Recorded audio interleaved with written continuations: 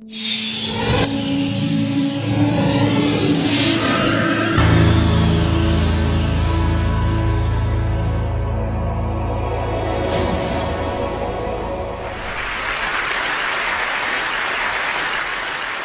grew up interacting with the physical objects around us, and there are an enormous number of them that we every day use. Unlike our most computing devices, these objects are much more fun to use with. When you talk about objects, one another thing automatically comes attached to that thing, and that is gestures, how we manipulate these objects, how we use this object in everyday life. We use gestures not only to interact with these objects, but we also use to interact with each other. Like gesture of namaste, maybe to respect someone, or maybe in India, I don't need to teach a kid that this means 4 run in cricket. It comes as a part of our everyday learning. So I'm very interested from beginning that how can our knowledge about everyday objects and the gestures and how we use this object can be leveraged to our interaction with the digital world. Rather than using a keyboard and mouse, why can I not use my computer in the same way that I interact in the physical world? So I started this exploration around 8 years back, and it literally started with a mouse on my desk. Rather than using that for computer, I actually opened it. And most of you might be aware that in those days, the mouse used to come with a ball inside, and there are 2 rollers that actually guides the computer that where the ball is moving and accordingly where the mouse is moving. So I was interested in these 2 rollers. And I actually wanted more, so I borrowed another mouse from a friend, never returned him, and I have now 4 rollers. What interestingly I did with these rollers is basically I took them off from these mouses and then put in a one line. It had some strings and pulleys and some spring. And what I got is basically a gesture interface device that actually acts as a motion sensing device made out of $2. So here, whatever movement I do in my physical world is actually replicated inside the digital world just using this small device that I made around 8 years back in 2000. Because I was interested in integrating these 2 worlds, I thought of sticky notes. I thought, why can I not connect the normal interface of physical sticky note to our digital world? A message written on a sticky note with my mom on a paper can come to an SMS, or maybe a meeting reminder automatically syncs with my digital calendar. And a to-do list automatically syncs with you. But you can also search in the digital world, or maybe you can write a query saying, what is Dr. Smith's address? And this small system actually prints out. So it actually acts as a paper input-output system, just made out of paper. In one another exploration, I thought of making a pen that can draw in 3 dimensions. So I implemented this pen that can help designers and architects not only think in 3 dimensions, but they can actually draw so that it's more intuitive to use that way.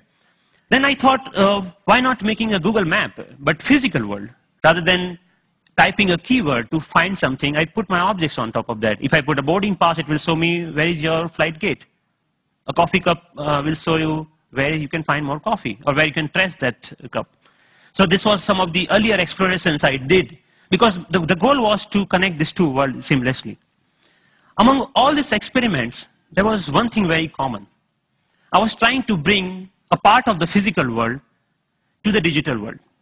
I was taking some part of the objects or anything intuitiveness of the real life and bringing them to digital world. Because the goal was to make our computing interfaces more intuitive. But then I realized that we humans actually are not interested in computing. What we are interested is in information. We want to know about things. We want to know about dynamic things going around. So I thought about last year, in the beginning of the last year, I started thinking that why can I not take this approach in reverse way? Maybe how about I take my digital world and paint the physical world with that digital information? Because pixels are actually right now confined in these rectangular devices that fits in our pocket. Why can I not remove this confine and take that to my everyday objects, everyday life, so that I don't need to learn the new language for interacting with those pixels? So in order to realize this dream, actually I thought of putting a big size projector on my head. I think that's why it's called head-mounted projector, isn't it? I took it very literally and took my bike helmet, put a little bit cut over there so that project actually fits nicely. So now what I can do, I can augment the world around me with this digital information. But later I realized that I actually wanted to interact with those digital pixels also. So I put a small camera over there that acts as a digital eye. Later we moved to a much better or consumer-oriented pendant version of that many of you are now knowing as Sixth Sense device. But the most interesting thing about this particular technology is that you can carry your digital world with you wherever you go with you. You can start using any surface, any wall around you as an interface. The camera is actually tracking all your gestures. Whatever you are doing with your hands, it's understanding that gesture. And actually, if you see, there are some color markers that in the beginning version we were using over there. You can start painting on any wall, that you stop by a wall and start painting on that wall. But we are not only tracking here one finger. We are giving you the freedom of using both of hands. So you actually can use both of your hands to zoom into or zoom out a map just by pinching operation over here. The camera is actually doing getting all the images, it's doing the age recognition and also the color recognitions, and so many small algorithms are going inside. So technically it's a little bit so complex, but it gives you an output which is more intuitive to use in some sense. But I'm more excited that you can actually take it outside. Rather than getting your camera out of your pocket, you can just do the gesture of taking a photo and it takes photo for you. Right? Thank you. And later I can find a wall, anywhere a wall, and start browsing these photos. Or maybe, okay, I want to modify this photo a little bit and send it as an email to a friend. So we are looking for an era where computing will actually merge with the physical world. And of course, if you don't have any surface, you can start using your palm for simple operation. I'm here, I'm dialing a phone number just using my hand. Yep. The camera is actually not only understanding your hand movements, but interestingly, it's also able to understand what objects you are holding in your hand. What we are doing here is actually, for example, in this case, the book cover is matched with so many thousands or maybe millions of books online, and checking out which book it is. Once it has that information, it finds out more reviews about that, or maybe New York Times had a sound overview on that, so you can actually hear on a physical book as a review of a sound. Gave a famous talk at Harvard University. This was Obama's last visit last week to MIT. And in particular, I want to thank two outstanding MIT So I was seeing the live of his talk outside in just a newspaper. Your newspaper will show you live of your weather information rather than having updated you have to check your computer in order to do that, right?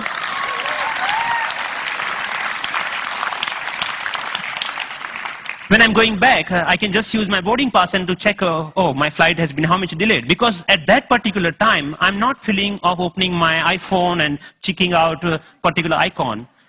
And I think this technology will not only change the way, yes, it will change the way we interact with people also, not only the physical world.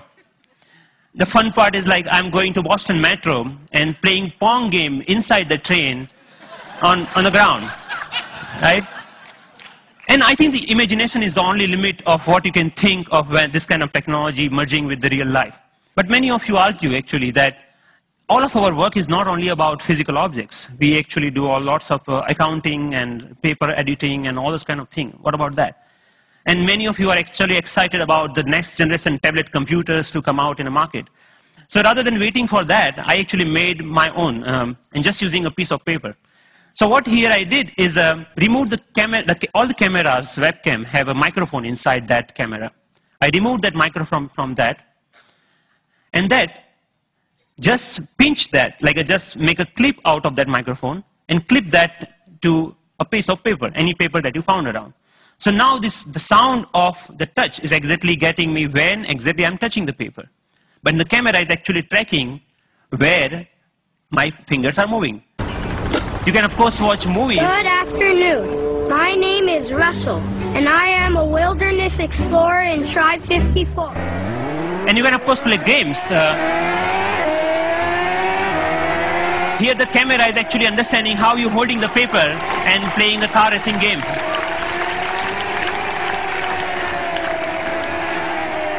Many of you already must have thought, okay, you can browse. Yeah, of course you can browse to any website. So you can do all sort of computing on a piece of paper wherever you need it.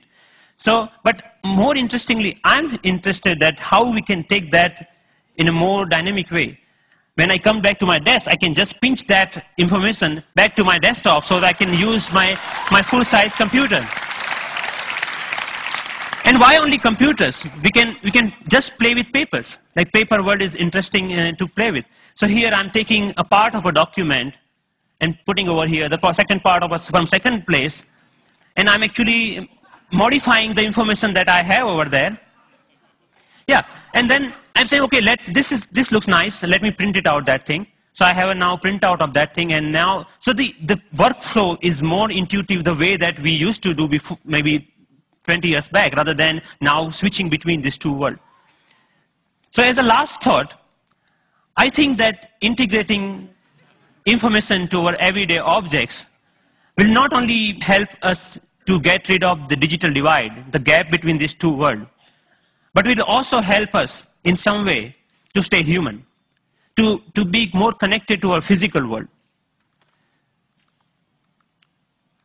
And it will actually help us not end up being machines sitting in front of another machines. So that's all. Thank you.